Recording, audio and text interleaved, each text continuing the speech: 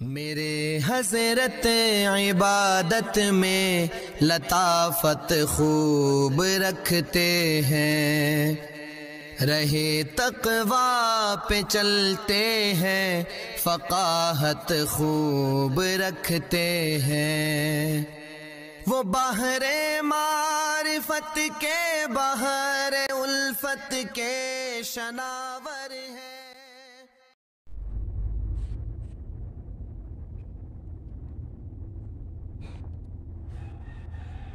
نحمده ونصلي ونسلم على رسوله الكريم من يومنا هذا إلى يوم الدين. أما بعد فأعوذ بالله من الشيطان الرجيم. بسم الله الرحمن الرحيم. وفي أموالهم حق للسائل والمحروم. گزشتہ درس میں قیامت میں جو لوگ کامیاب ہوں گے ان کا تذکرہ تھا متقین کا۔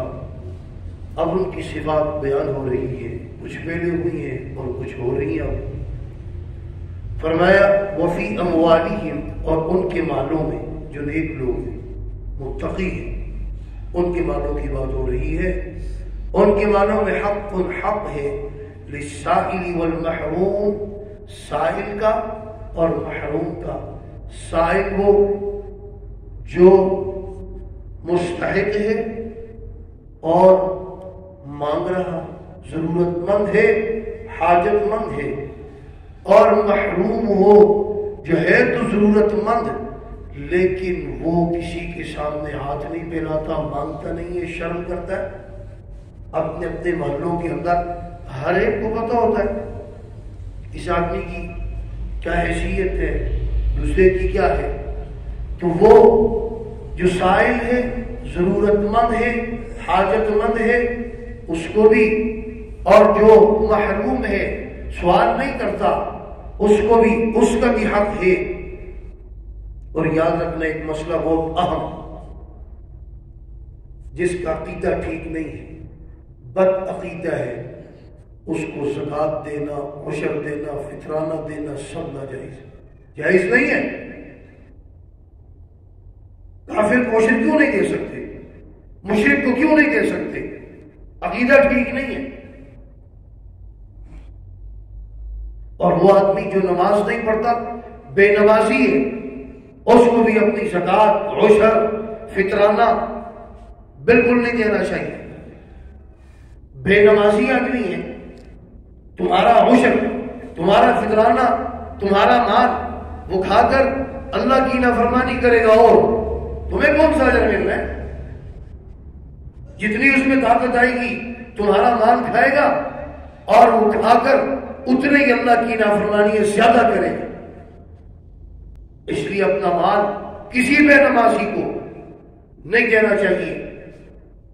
اور فرمایا کہ بہترین لوگ وہ ہیں، یہ تو زکوٰۃ و عشر کا مسئلہ تھا، ویسے کہ جن کا مال متقی کھائیں، نیک لوگ کھائیں، تو اپنا مال زکوٰۃ ہے، عشر ہے، فطرانہ ہے، نظر ہے، قسم ہے، اس کے کفارے ہیں، ایسا مال جو بے نمازی ہے ویسے لوگوں کو بالکل نہیں دینا چاہیے۔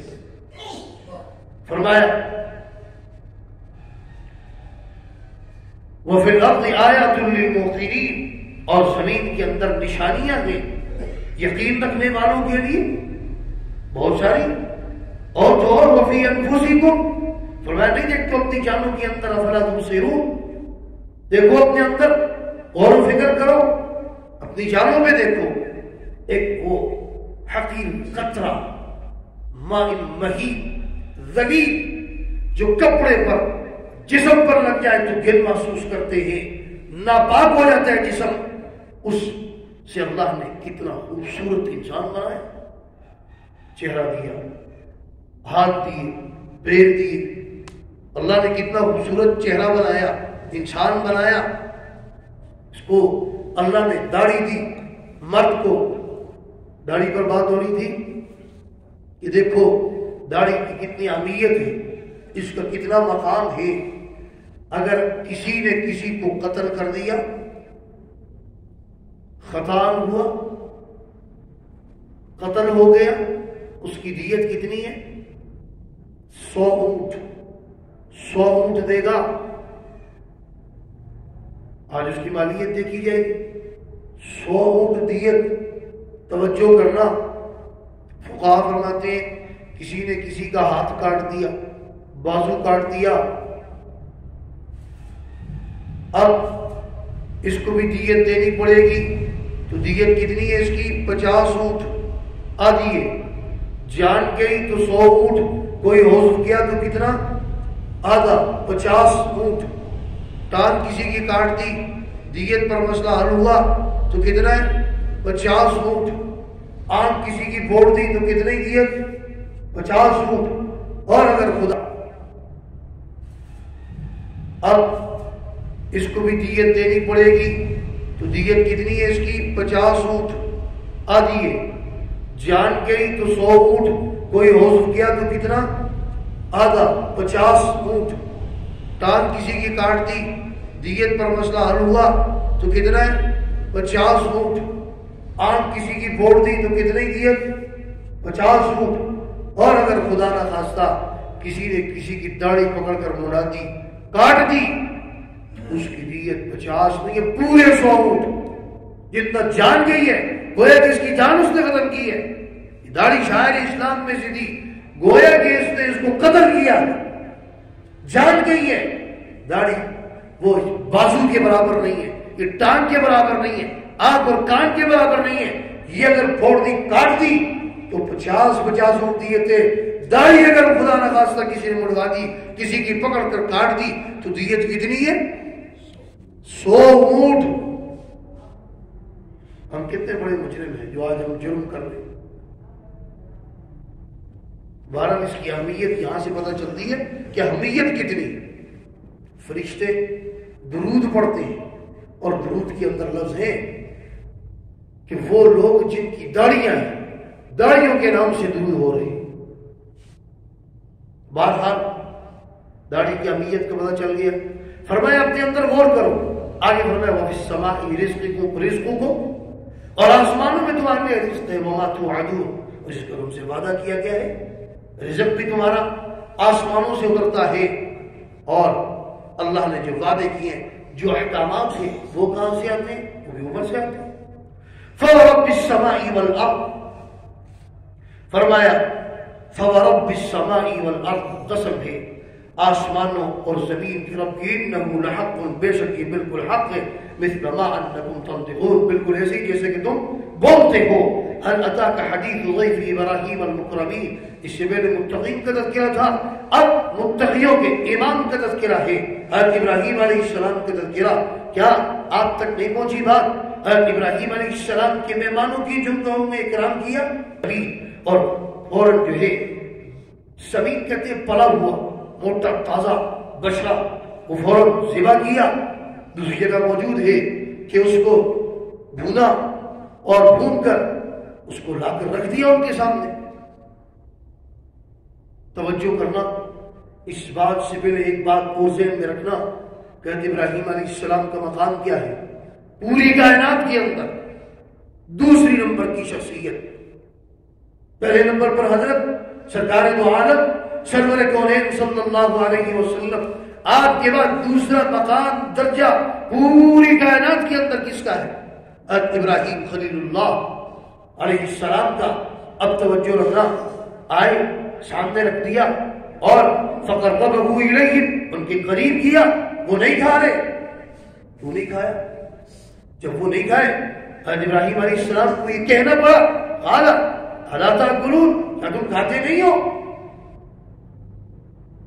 فاوجس فی نفسہ خیفہ، اپنے دل کے اندر خوف محسوس کیا، ڈر محسوس کیا۔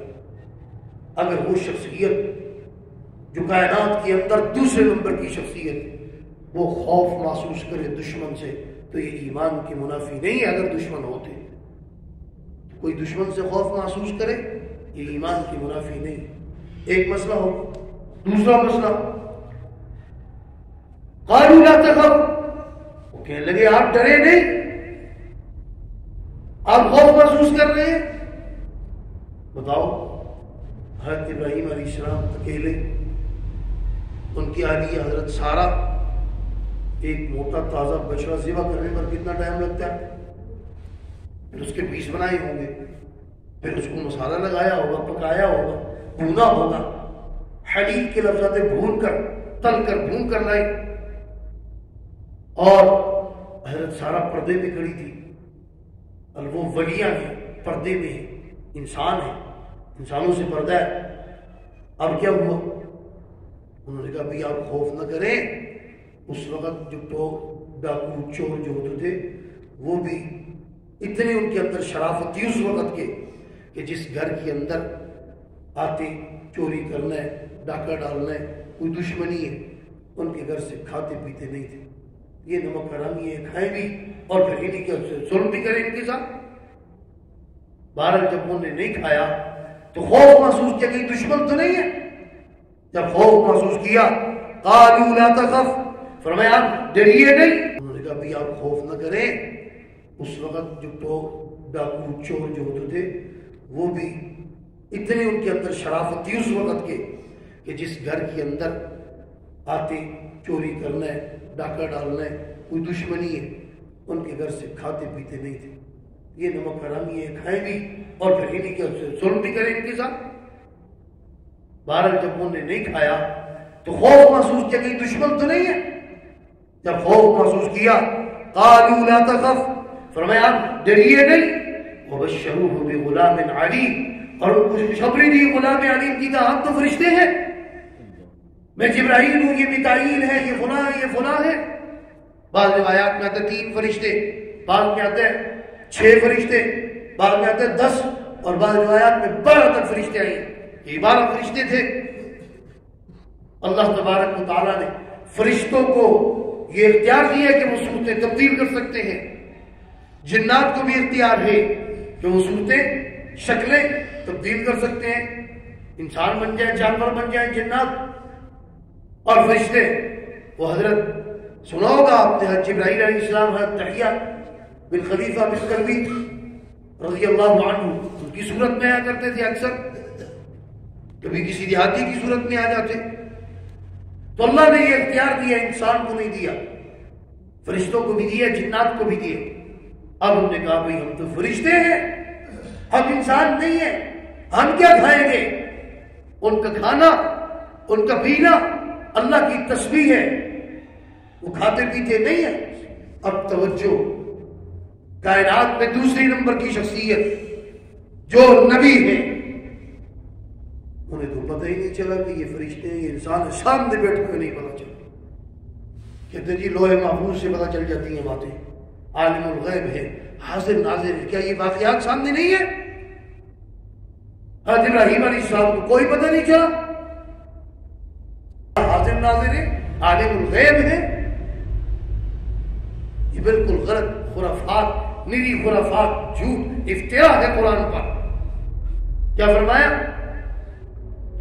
فَأَقْبَلَتِ امْرَأَتُهُ فِي سَرَّةٍ فَصَكَّتْ وَجْهَهَا، وہ سامنے آ گئی اور اپنے چہرے پر تھپڑ مارا۔ تھپڑ مارنے کا مطلب کیا ہے؟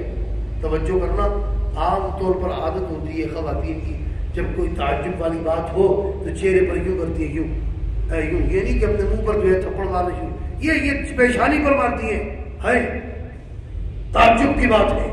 فَصَكَّتْ وَجْهَهَا وَقَالَتْ عَجُوزٌ عَقِيمٌ، کہنے لگی یہ بڑھیا بانجھ ہے، کیا اس کی اولاد ہوگی؟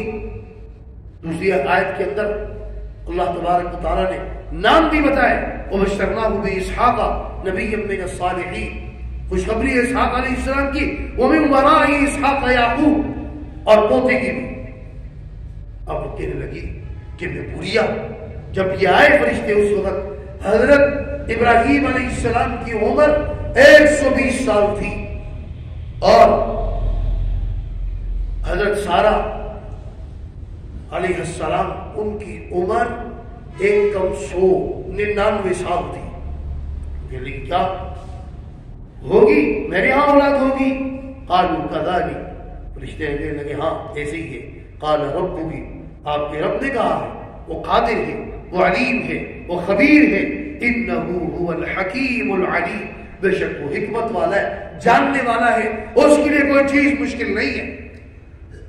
اس عمر میں بھی اللہ تبارک و تعالیٰ آپ کو دے، اللہ نے دیا، اس عمر میں اللہ نے نیک بیٹے دیے، پھر اس کے بعد پوتے بھی دیے۔ اللہ تبارک و تعالیٰ ہم سب کو قرآن و سنت کی تعلیمات سمجھ کر اس پر عمل کرنے کی توفیق عطا فرمائے۔ الحمدللہ 26 پارہ مکمل ہوا، اللہ تبارک و تعالیٰ سمجھ کر عمل کی توفیق عطا فرمائے۔ تبارك الذي نزل الفرقان على عبده ليكون للعالمين نذيرا